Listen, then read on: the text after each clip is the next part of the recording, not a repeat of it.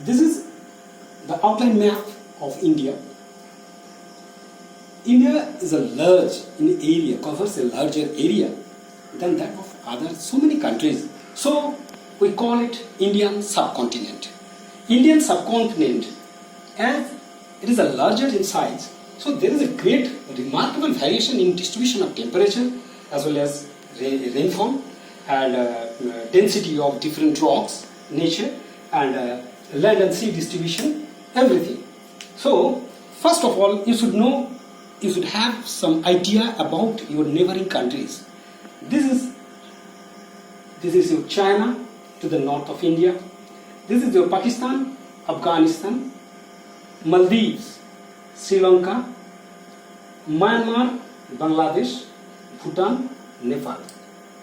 All these are the neighboring countries of India. As a large country, there is a great variation of temperature that is called regional variation. Here look at this point, temperature and its regional variation. Why does it vary? Why does it vary? Because of its large size, because of its variation of density of rocks, variation of relief features, temperature gets changed from one place to another. Now, try to follow. This is your southern point of India, that is Cape Cameroon. This is your equator. From the equator towards north, if you move, temperature gradually decreases at a certain rate of 0.28 degrees Celsius per degree latitude. It also happens towards the southern hemisphere also. Now follow me. This is your Tropic of Cancer, which is passing through the middle of India. So India enjoys the two thermal zone. This area is known as this area. From the Tropic of Cancer to the equator, this area is known as, this area totally is falls into tropical zone, and the northern part of India, it belongs to temperate zone. Temperate zone, that means this portion of the temperate zone is known as warm temperate zone. So India can be subdivided into two areas. Number one, tropical areas and temperate areas. Temperate areas to the north and tropical area to the south. Now, there is your semicircular insect, the mountain ranges of Himalaya. Himalayan mountain range is there.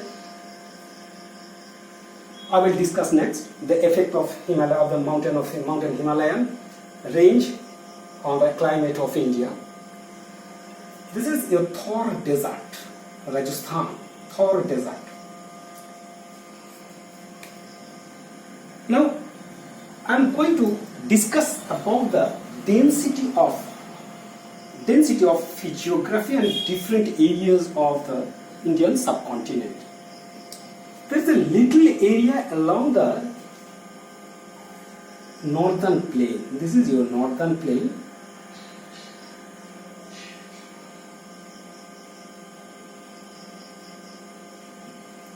This area is a river basin area. It is called Indo-Gangetic Plain. Indo-Gangetic Plain, and this is your Brahmaputra Plain, Assam Valley. So this area consists of clay, loam soil, and it was developed by the deposition of pebbles, debris carried by the rivers. On the other hand, the central and southern triangular portion of the Indian subcontinent consists of so many dissected plateaus. Here is your Vindhya. This is your Malwa. This is your Bundelkhand, Bagelkhand, Satpura, Ajanta,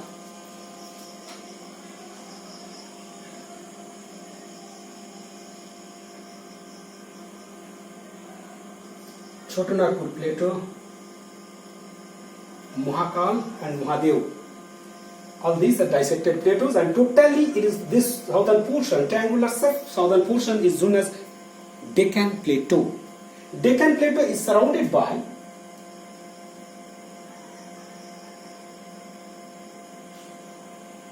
Eastern Ghat to the east,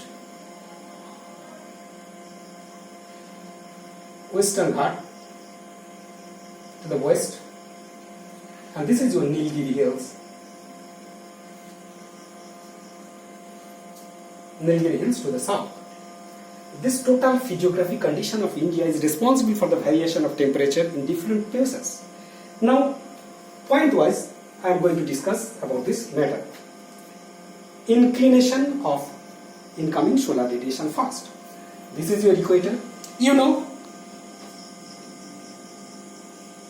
incoming solar radiation makes an angle of 90 degrees all throughout the year over the equator. Equator receives the perpendicular incoming solar radiation. So, I have already mentioned the thermal effect of the perpendicular sun rays is much more than that of the standing rays. On the other hand, a Tropic of Cancer is here. It receives slanting rays with respect to the horizontal plane. So, inclined incoming solar radiation is received by these stations which is laying along the Tropic of Cancer.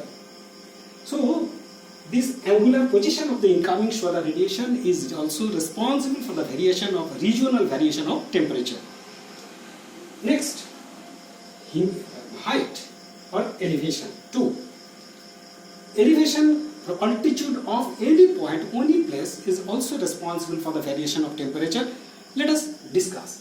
This is your Himalayan mountain range, rises up with respect to the mean sea level about 6,000 meter average in height. So, temperature decreases. I have already mentioned temperature decreases at a certain rate of 6.4 degrees C per 1,000 meter of height. So, at the top of mountain Himalaya, so many peaks are there that remains ice capped all throughout the year. So, all throughout the year it remains ice capped. So, cold, dry, heavier air mass blows there, and there is your ice capped mountain peaks. So many. So, if you assign towards the Himalayan mountain range, temperature gradually decreases for this reason. On the other hand, the Himalayan mountain range is laying as a barrier that prevents the cool, dry, heavier air mass from the Tibetan plateau, which is prevented by the Himalayan mountain as a high wall. It protects us from the cold, dry, heavier wind. This is the effect of Himalayan mountain range on our Indian climate. Next, let us see the third point, density.